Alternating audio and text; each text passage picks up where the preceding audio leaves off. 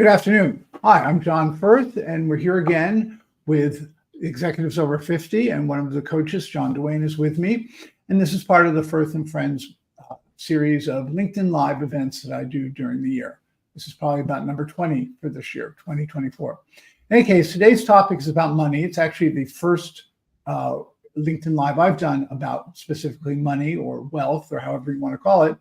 And it's really about how do you make sure that your lifestyle fits your earning potential, your earning capacity. And that has to do with many, many factors, which we'll talk about in a second. But there are really three variants. You can either spend luxuriously and not have the financial means to support that, and we know where that can lead, or you live very frugally and you have a career or a profession or a business that actually provides enough so you have great savings, or you find sort of a right fit where what you love to do, who you want to be, is commensurate with the money you have to spend, the wealth. I myself have gone through several stages, but I would say very happily that I have enough stored up that I'm not worried about money. I am 65, so I'm at that quasi-retirement stage. But I have my friend here, Duane, who also, as I said, happens to be my wealth manager, who's going to talk a little bit about how you should think about money, and in some cases, how you should rethink how you think about money. So, John, take it away. Thank you, John. Hello, everybody. As John said, my name is Duane, and I am a partner with Brookbridge Private Wealth. By way of background, I've spent my entire career in the wealth management industry in one form or another. I've been with a number of very, very large private banks, and have had the opportunity recently with a partner to begin Brookbridge Private Wealth. I've worked with, in that capacity, clients from all walks of life, from business owners to professionals, to nonprofit organizations. And I always say the most fun thing about what I do is just getting to know the clients that I work with. People have amazing, when I think about business owners, some amazing businesses that have created some amazing lifestyles. And it's always fun to hear the things that people come up with to provide a valuable product or service to the public. So that's always the most fun thing that I do. And then I get to bring my area of expertise to it, which is helping folks. I actually use the phrase, use their wealth to live the life they want to live. And that's where we focus our time, effort, and energy in working with clients. And I'm thrilled to be sharing some thoughts on that today. Excellent. So I'll preview it by just saying I am a business coach and executive coach. So I used to default to the life part of the equation, which is just what is the life you want to lead. And I'll just make a few comments about that, although really it's about the fit. In my own case, I started out as a composer musician. It's a lot of work with relatively no money, unless you become one of the 13% of all composers in the world who make their living with composition. So it was a frugal existence in my 20s, but I didn't have an issue with it until I realized I had to pay bills. That's when I did my MBA and became ultimately a consultant and then a coach. That was my way of right-fitting what I wanted to do, which was to basically have a nice life, live in New York City, which is expensive, be able to go to the theater, be able to do cultural things, be able to take vacations, have a partner, a dog too. So I found a way to right fit it. My way of right fitting it was to take a step into business and have greater earning potential. And it worked out for me. And I have had to I've been able to do everything I've wanted to do. So I wouldn't say there's anything that's wanting, except for the fact that maybe, as John might think, or maybe he doesn't, I could maybe have a little more money in the bank, but I have also been able to bankroll a new business over the last 7 or 8 years. So I'm quite happy. But John, maybe you can give us some examples of how people have had to right fit, or what does it mean to have a life you live and have the money to pay for it. Yeah, so let's think about that. It's interesting because while you were chatting, when you talk about you handling the life part, I think about the wealth side. And if I think about wealth, I think about earnings, with revenue that comes into a person or a family. And I think about their assets that are growing. And then what I endeavor to do is say to clients, okay, so these are the ingredients. It's like the television show Chopped. Somebody looks at the bucket and here's all the different things that they can make something with. So what I like to do is say, okay, these are the ingredients. Tell me what that life looks like. Tell me what the life you want to live looks like. And I think about how that came about in the investment industry. It's kind of natural to think about investments and returns and things like that. And people say, what do you do? And I say, well, I help clients use their wealth to live the life they want to live. And so part of that is saying to clients, what does that look like? So for some folks, it could be like one day I want to start a business. And so it's understanding early on money that's coming in, how does it support your lifestyle, what kind of drag on your income that business might be initially, and then setting aside money to maybe support you while you're getting that up and running. Right. There are other folks that I've worked with, clients that I've worked with who have a business. And then the idea is, what does your life look like? What do you want that life to look like in 10, 15, 20 years? Well, I envision selling the business. I envision retiring. I envision I have a couple of weddings that I want to pay for. I want to spend the rest of my life on a golf course. It could really go in a number of different directions. I've had people talk about buying that dream vacation home. And one that I love wanted to set aside some money for a good amount of charity on an annual and a going forward basis. Mm-hmm. So what I always say is I don't tell clients what the life should look like. I really want to hear from you what that life looks like. How do you envision it? And then saying, okay, that's where you want to go. Do we have the means based on your career, your income, your current assets, growth of those potential assets to get you to where you want to go? Now, it may be the case that one's dreams and aspirations are not going to be met by the current assets and money that comes in, and even with astronomical growth. And then in that case, we say, all right, well, we may need to make some adjustments to the dream side, to the life you want to live side. But we're going to have a good, honest dialogue about what does that life look like to you? What are the ingredients that go into it? And can we get there in a timely and relatively comfortable on a risk-adjusted basis way? Yeah, and it's interesting because I think I know several wealth managers who've gone more in this direction. The hard part for anybody is, I find often, the life part of it. It's some people, we have something called saboteurs, where we all have ways of sabotaging ourselves, usually unconsciously.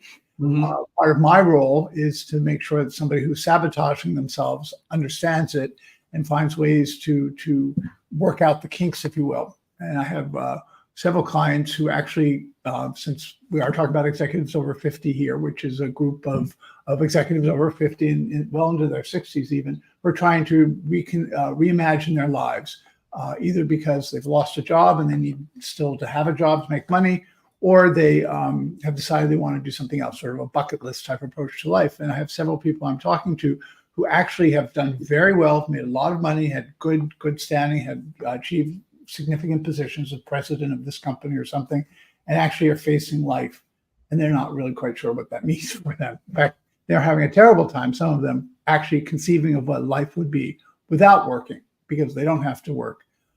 So maybe we can talk for a second about what happens when you can't figure out your life. You have the money and you can't figure out your life. Any thoughts about that, John? They would be thoughts.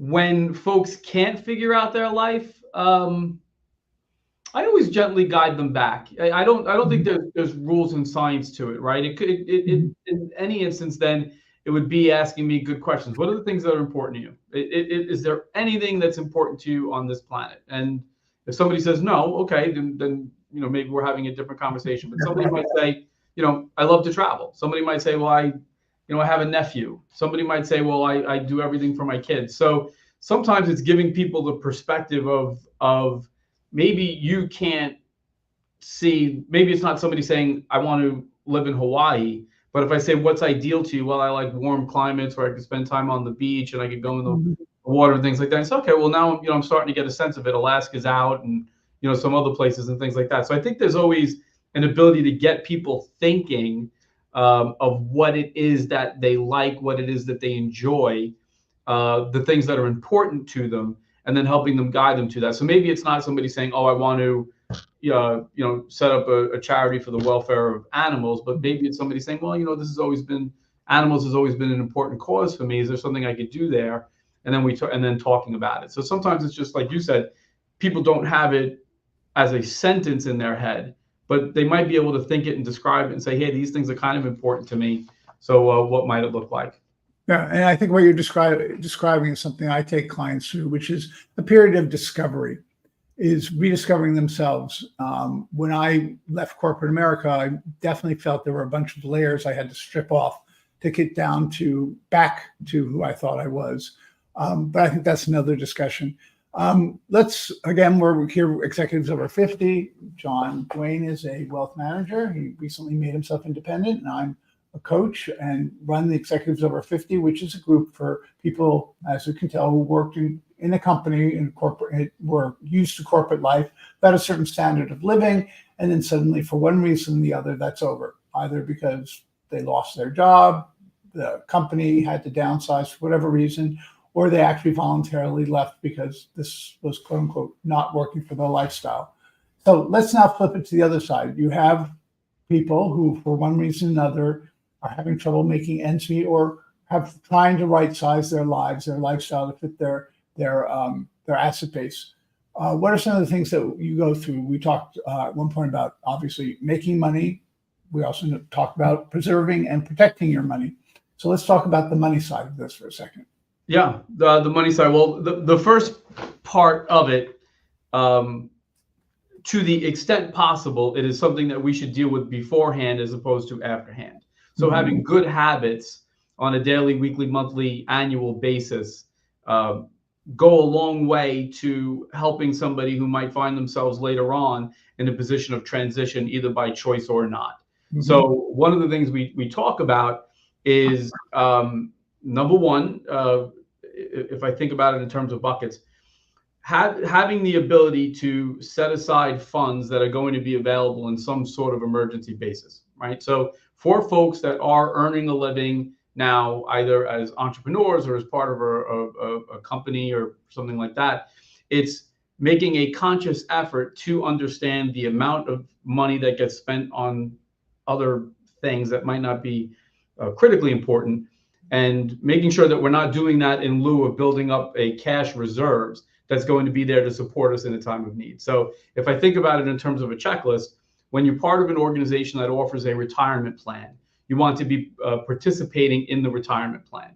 And typically there is a match that employers will provide up to a certain amount of money. So you want to make sure that you're participating up to that level so that you're getting that match, right? That's number one. That's free money that you're leaving on the table if you're not doing it. Number two, to the extent possible, you want to be participating above and beyond that. That's money that's going toward your retirement. It's going to, in most instances, reduce your taxable income in the year that you're contributing to it. And that money is going to grow on a tax deferred basis. So those are all things that ultimately support your retirement. And then number three, when you've done that, you want to be building up an emergency fund. So you want to be making sure that you're putting cash aside to cover expenses in the event that you have a layoff or a change in lifestyle, or maybe even some kind of emergency that you're going to need to tap into. So I always say to folks, it doesn't happen by accident. It's actually taking some time to go through it and making sure that you're putting money into the various buckets that can be there to support you in a time of need. So I think I had a fairly good upbringing when it came to money. My mother was very keen on making sure I understood the value of money, the value of saving. Now, as a kid, we were given opportunities to save. I think most parents like to give some money to their children to see what they do with it and how good they are. I was a terrible saver. I didn't save anything. My cousin, on the other hand, saved everything. So she was always held up as sort of the shining example of how it should be. And then I had my father, who was definitely trying to guide me towards a more lucrative career than music, and he finally got his way, and I was glad I did it. But what happens when you have people who don't have either the upbringing or the mindset, or let's just say, frankly, are sabotaging themselves when they're not taking advantage of some of these things? Have you ever handled cases where you have to say, look, I got to have a talk with you about your mindset about money, how you think about money? Or have you ever had that conversation? I've had it. It's a challenge. Part of this, and I'm sure this comes up in other forms of life. I work in the financial space. There are folks who work in the personal therapy side. If you think about it, when you use the word saboteurs, part of this is folks accepting that this is important and something that I want to address. Yep. So my ability becomes fairly terrific when I have somebody who says, hey, this is a situation I want to improve, or this is something that's important to me, and this is something that I want to address. Knock on wood, it's only been a few times that somebody might have come and expressed that they don't see the value or possess the interest or passion of addressing it, as would be the case in working with anybody in that instance. It becomes a little bit more of a challenge because you have remedies for a situation that they don't deem as being critical. So I guess that's a long way of saying you can lead a horse to water, but you can't make it drink. I consider it to be critically important, and I can convey with passion why I think these things are critical to address and work on. But if you have somebody that, quite frankly, just has a devil may care attitude that no matter what happens, everything will work out in the end, okay, I hope that's the case, but all I could give them is my best advice and passionate guidance. And I think one reason why I've had a wealth manager for the last 25 years, I guess, is to make sure the guardrails are on. I think I have a finance degree, not necessarily. That doesn't necessarily mean that you have a understanding of a personal finance situation. It means in a business setting, you would be well prepared to, work in a finance capacity, either as a banker or in corporate finance, because the old adage, the cobbler's shoes or the cobbler's children's shoes, management consultants who can't manage their way out of a paper bag, bankers or financial experts who can't save money and so forth.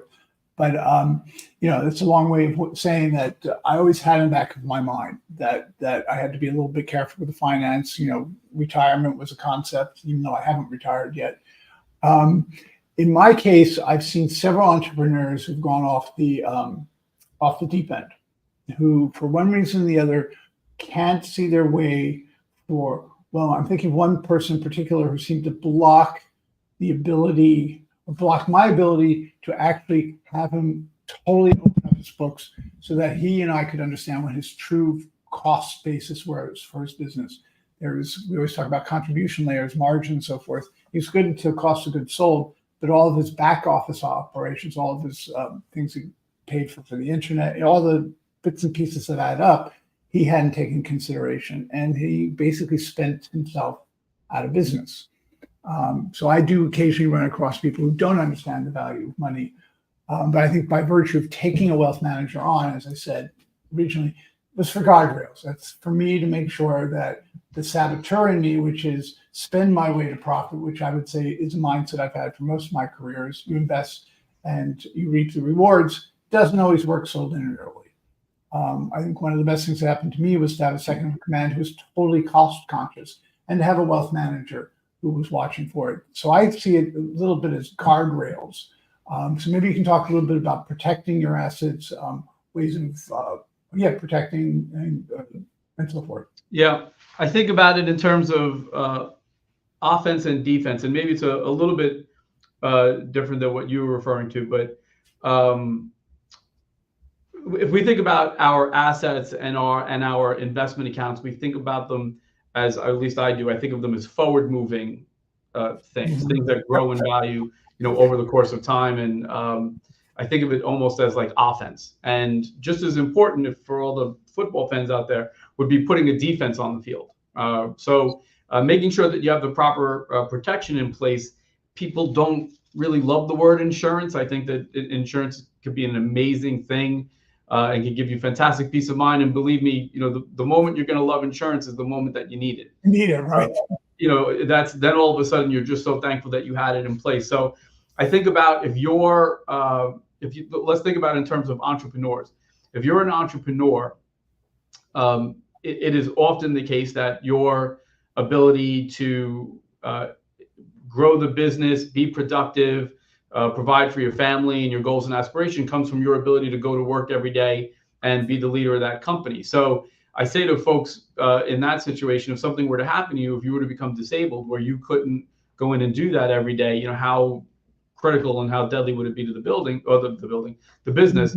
And they admit, it would be a challenge. It would collapse. So one of the things we talk about then is making sure that you have the right disability insurance in place so that if something were to happen to you and you became sick or disabled and were unable to fulfill the abilities to run and grow the business, that you have income coming in. So That is also the case. I use it in the case of entrepreneurs, but as an example, I have a client who's a senior person at an accounting firm. He's a high earner, and he doesn't have a family, but he has a lifestyle. And if something were to cause him to become disabled and cease to earn that income, then that lifestyle would certainly change, and it would change quickly. Now, this individual has a lot of disposable income. So one of the things we talked about was, hey, listen, you have more money than you're going to spend. Let's spend a little bit on it to make sure that you have that protection in place. So I talk about that's disability insurance in terms of supporting you and your business or your profession as you continue to grow it. The other thing to talk about is life insurance. So nobody likes to talk about it, but tragedy happens, unfortunately, every day. And if it were to happen to you, what would happen to either your family or the people that you love? And evaluate and make sure that there's a plan in place to protect it. That's on the personal side. Then you think about, and this is not my area of expertise, but just things about liability protection, making sure you have the right homeowner protection in place so that if something happens there, you have coverage. Those are the things that they are a percentage of expense relative to the amount of income that comes in, but the amount that they protect is outsized, and that's why it's insurance. And so I think it's important to take time to talk about that with your financial advisor and say, listen, the offense side is great. This is going well. My assets are growing. Life is good. You don't want any number of tragedies to potentially set that back and in the wrong direction. It's a little bit like how I work with my clients, who are almost all, well, there's two sections, or two segments. One is executives over 50 who weren't necessarily ever entrepreneurs, and then those who are business owners, entrepreneurs who grew into a business and built a business. And when they're used to having existential threats, it sort of is always in the back of their mind. So I think in many cases, by the time they've hit their 6th, 7th year in business, they've gotten used to the fact that there's this dull, threatening menace behind them. And that gives them the discipline. And most of them learn how to deal with that, both emotionally, psychologically, but also financially. What does that mean to have cash reserves and so forth? And then when it comes to their personal lives, then it really becomes a question of making sure that their family needs are met, and that things are protected. So in terms of protection of their business, that'd be equivalent to like having succession planning, making sure you have the right people in the right seats. So we always say that a CEO, a well-run company, well-led company by a business owner or founder, is one where the CEO, the business owner or founder, could walk away tomorrow and there would be no interruption in the business because he or she has set up the right structures, put the right people in place, and above all, have a succession plan so that if something, God forbid, should happen to them, they have a company that can practically run itself.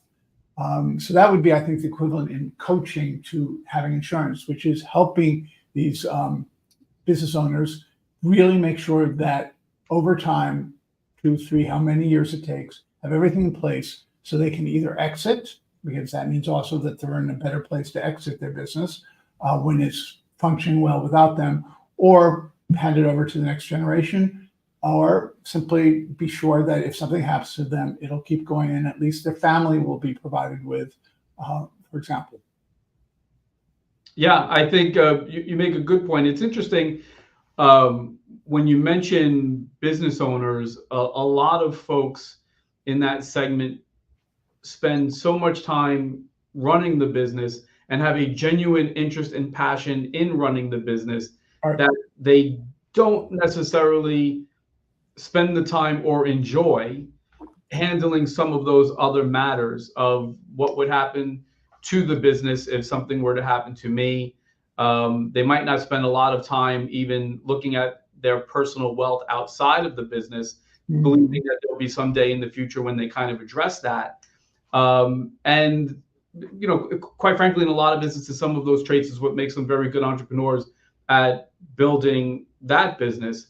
But the question of its legacy and its ability to go to either the next generation or for it to be attractive for someone to acquire comes from spending time and focusing on some of those other things. So here again, when I'm working with business owners, I can provide what I think is some valuable guidance. One of the things we talk about is folks having certain information kind of in a package in the top drawer, so that if anything ever happens to them, people know kind of where to break glass and access key information as it pertains to advisors, key clients, key contacts, any particular trade secrets that is pertinent to the company that needs to be accessed, kind of having that information ready so that someone can get to it. But to your point, and in my history, again, one of the things with business owners is very often they spend so much time in the business focusing on the business that those other elements of succession or what happens if, or as I said, building or even maybe taking a look at some of the personal wealth just isn't as interesting. And that's, some of the conversations that I have. Like, well, maybe we should take a look at this. Well, it's very common that you have a business owner, someone, a founder, I would almost call them, because you can be a business owner and not necessarily be the founder, but a founder whose entire asset base is the company. Not uncommon. Or in the case of a real estate developer who's a client, all of his asset base is really in the buildings he built that he continued owning. And so that's a certain risk. How would you, outside of the obvious conversation, have with them, what's the thing that usually needs to happen if somebody needs to diversify and they've put all their wealth in a company or an asset base like real estate? Have you ever had to deal with those situations and get them to think differently? Yes, real estate people, if we're going to use real estate as an example, real estate people love real estate. And they tend to, once they have a taste of it, they tend to enjoy having more and more real estate. And New York City. Yeah, and there are fantastic benefits to having it. If it's the right asset class, it produces terrific cash flow, which real estate people tend to then take and kind of reinvest in more real estate. So I think part of that is, I will admit that it is a unique and sometimes challenging conversation to talk about the benefits of diversifying out of that asset class. But I would make the point that there's need to diversify, out of every asset class. If someone, to your point, if someone's asset base was their privately held business, and all of the reinvestment was going back to the privately held business, at some point it becomes a concentrated position on their balance sheet. And if something were to go wrong with the business, then their balance sheet would take a hit and their family wouldn't have the wealth that they're used to having. So I would talk about the ability to diversify out of it. It might be, depending on the size of the business, it might be taking on a minority investor just to get some liquidity. It could be if there's dividends and net income that's coming to the business owner, rather than reinvesting in the business, depending on the rates of return, et cetera, putting it into assets outside of the business. So what I would call an investment portfolio of some sort. And the appropriate mix of investments is always different based on the client. But it's part of that is the individual recognizing that there's a concentration and reviewing some of the risks that come with that concentration. And for business owners, it's often the I don't want to call it the leap, but walking across the bridge to say, hey, you know what? There is a risk here, and it's a risk that I can diversify from. And thankfully, I have the cash flow to do it. So it's interesting you bring up raising capital. What about debt? Let's talk for a second about debt, because when we were preparing for this, you talked very much about good versus bad debt. Yeah, and I'm thinking of it. Business owners come up against is that question. Yeah, and I'm thinking of it for individuals and consumers and what I would refer to as clients. So if I think about it back in terms of lifestyle, if folks are funding their lifestyle and find themselves doing that via their credit card, and find themselves with more on their credit card than they can pay off, either on a monthly or an annual basis. And the reason why I say annual is that there are some folks, lawyers, investment bankers, that get huge paychecks at the end of the year. And so it might be part of their plan to clear that off. But for those in not that position, to be able to pay that off on a monthly basis, if that balance continues to grow and grow, that's not a great use of debt. I think I saw that the average credit card interest rate is 28%, and I saw that on Forbes 2 days. 28%. 28%. So funding, continued funding, to think that that's your funding mechanism becomes an expensive endeavor, right? And so that's why I make the point of understand what your lifestyle can be. Don't live beyond it. And because using a credit card to do it is just an expensive mechanism. Contrastingly, if we think about long-term interest rates, and for most folks, we think about buying a home and having, or real estate or properties and having mortgages on it. I'm talking specifically about residential real estate.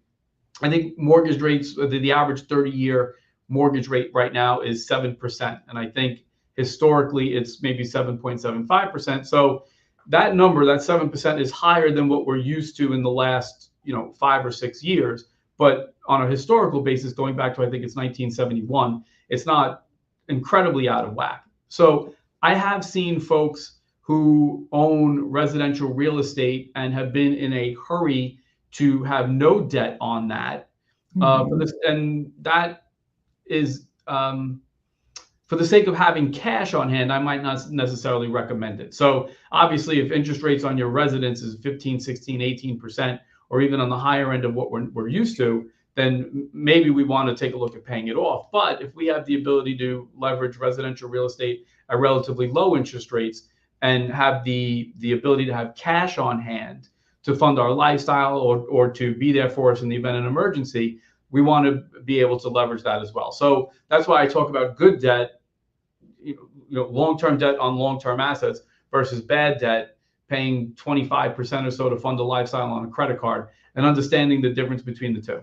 Yeah, I think I'm still, 28% is amazing. I thought it was, I always have in the back of my mind, it's about 18 or 19%, which I think is outrageously high already. But there are moments, coming back to the entrepreneurs or those who run businesses, where I have had clients who have had to, in desperation, do something with their credit card, mostly because they can't get the line of credit that they actually need at that moment. A lot of them are bootstrapping their businesses, and bootstrapping means at some point you are going to have to make an informed decision about where you're going to get the next pile of money if you have a shortfall. It's unfortunate, it's true, but I think a word to the wise is, I think entrepreneurs probably default more to the business side of things as opposed to the financial side, if you can make that distinction.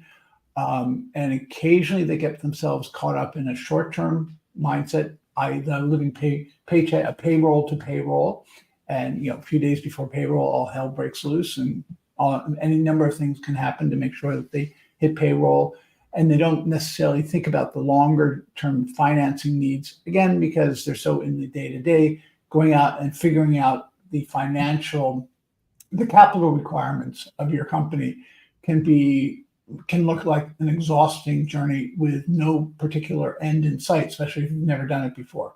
So we had talked a moment about raising capital.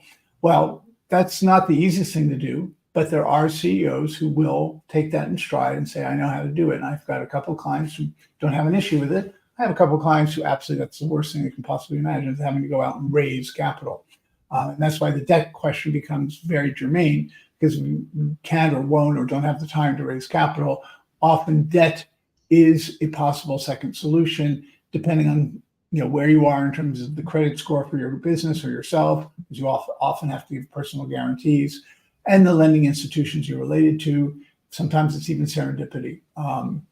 But that's why I think the debt for entrepreneurs and business owners is important. On a personal level, absolutely. I've always had mortgages. I probably will never not have a mortgage, because of the income tax implications of being able to deduct the interest.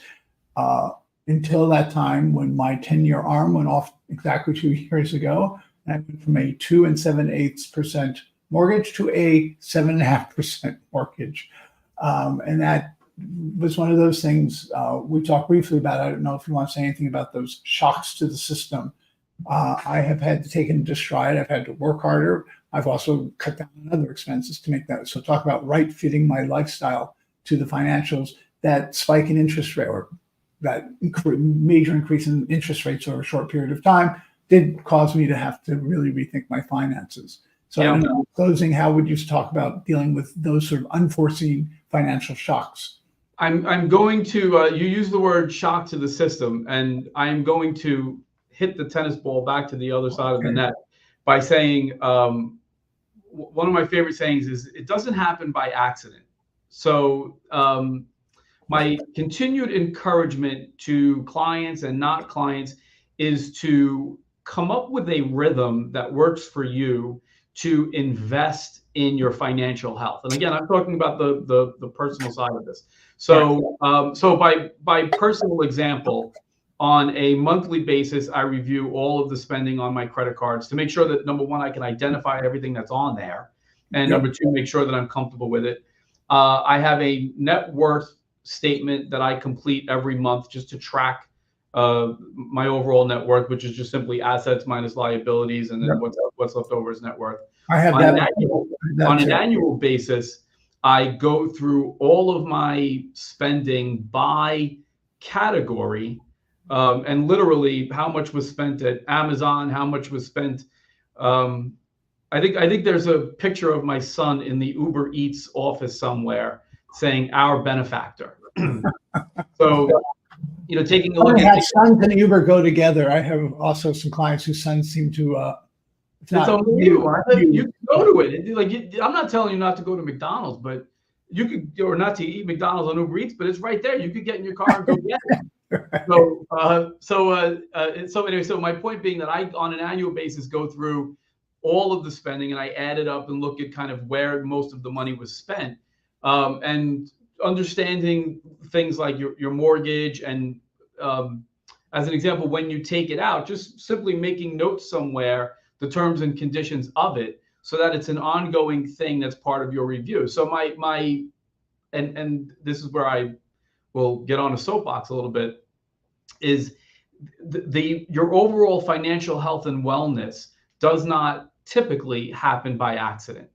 There is a investment of time and understanding, and again, you could do it with a professional, or you could do it at the kitchen table by yourself, but just saying, hey, this is what this looks like, and being consciously aware of it and spending and investing the time in it. And over the course of time, it might be that you cut down on some spending that you notice that you, quite frankly, you just don't need. It might be being aware that 10-1 is going to reset in 2 years, and this is what it looks like if it were to have reset today, and this is what a 30-year looks like now, and maybe it's placing a call to your mortgage person at that point. But it's spending the time to be aware of all of these elements of your finances, so that the shocks to the system, or the potential for shocks to the system, become greatly reduced.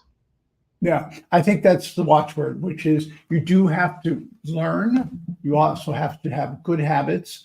In my case, one word I would say to people who are thinking of leaving their job and somehow making themselves independent, somehow you become less attractive for things like refinancing, for credit lines and so forth, because your cash flow is suddenly going to be lumpier than when you were an employee. So one of the things I had to accept, and I sort of knew it going in, was that I was not going to be as I have a great credit score. That's not the issue. But because my income levels fluctuate so much, really sometimes quarter by quarter, but certainly year by year, and not as high as when I was had a job. For that, I have lots of tax deductions, pay virtually no tax. I'm not as lending worthy as I used to be, which is fine, because in some ways it's also kept me from doing some stupid things, like taking out a loan to finance the business as opposed to cash. Now I have a mortgage and I have other credit cards and so forth that I always pay back down. But I would just say to anybody who's thinking of leaving a job for a more exciting but maybe more uncertain future as a solopreneur or entrepreneur, just be aware of the fact that your relationship to lending institutions and so forth is going to change. Mostly for the short term, not so great, because again, I turned out not to be so lending worthy. But in the long term, I think it does instill more discipline and more of the mindset of I've got to work this out, even if I'm having trouble finding a lending institution, for example.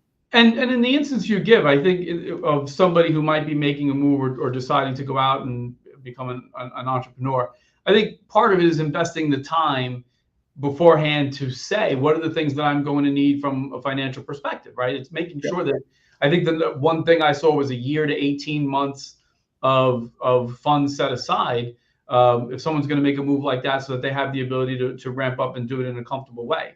So I think part of the important point is if someone is going to make a move like that, it's investing the time, effort, and energy beforehand to understand the financial picture and understand what needs to be put in place and protected so that your life doesn't become filled with overwhelming different kinds of stress. You're already going to have the stress of building a business, but if the idea that your personal financial picture is falling apart at the same time, that's going to add other stress.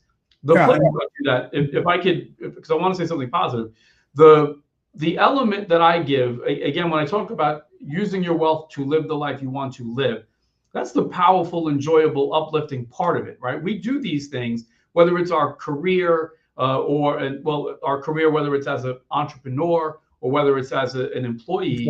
We do these things certainly to provide for our families and our lifestyle and things like that. But we do it to be able to do things that we enjoy on this planet. Now, to some extent, the scale of that depends on what it is that we do and how much money and wealth is coming in and being built. But the thing, again, I say to my clients is let's understand that this wealth and the money that comes in is there for you to enjoy your life. And spending the time to think, what are the things that I enjoy?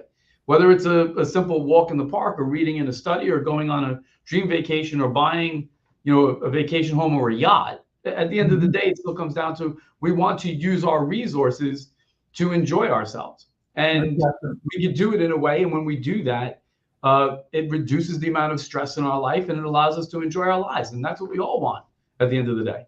Exactly. That's our life situation. So I'll leave you with one thought which just occurred to me, which is there is no joy when you buy a yacht or a house and you can't afford it. I would say that's one of the ultimate stress levels is when you overstep your financial bounds, and especially with the depreciating assets. So I think one should think twice about some of the luxuries that maybe will whipsaw. Understand the operating costs, let's say, of a house or a boat, which, as they say, boat is basically having a hole in the bottom of whatever, just having a hole that never stops leaking. Any case, thank you, John. One plug for John is one reason why I shifted my money to John recently was because he takes a much more holistic view of things. He also understands the situation, as you just heard, about when you get into sort of tight spots and the options available to you. He's been very good in facilitating certain discussions that I otherwise would not have had. So thank you, John. My absolute pleasure. I will see you tomorrow evening at our next meeting of the Executives Over 50. Take care. Bye-bye.